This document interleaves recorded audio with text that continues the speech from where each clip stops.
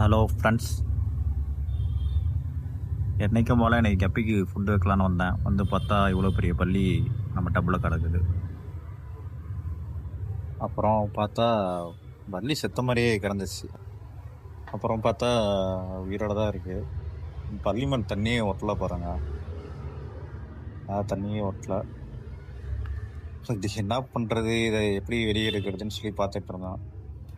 அப்புறம் நம்மக்கிட்ட ஒரு மெஷ் ஒன்று இருந்தது. அந்த மெஷ்ஷை வச்சு உள்ளார வச்சுட்டு அது கொஞ்சம் கொஞ்சமாக பல்லி வெளியே எடுத்து விட்டுட்டோம். எப்படி எடுத்தோன்றது அந்த வீடியோவில் பாருங்கள்.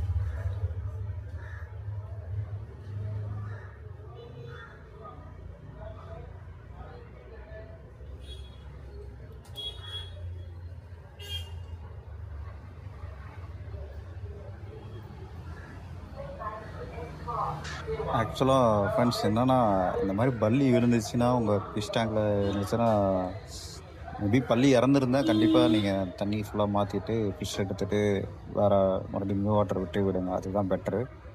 ஏன்னா சலைவா அதெல்லாம் மேபி உள்ளார இருக்கலாம். இப்போ பல்லி உயிரோட தான் இருந்ததுனால நான் பெருசாக எதுவும் இது பண்ணிக்கிறேன். தண்ணி மட்டும் கொஞ்சம் மட்டும் மாற்றிட்டு அப்படியே விட்டுட்டேன். மேபி கப்பீஸ் வந்து எந்த மாதிரி ஒரு சுச்சுவேஷன் இருந்தாலும் எப்படியாவது ஒன்று சர்வே ஆகிடும். ஆனால் இது உயிரோட தான் இருந்தது, அதனால தண்ணி கொஞ்சம் மட்டும் மாற்றிக்கிட்டேன் மக்கள்.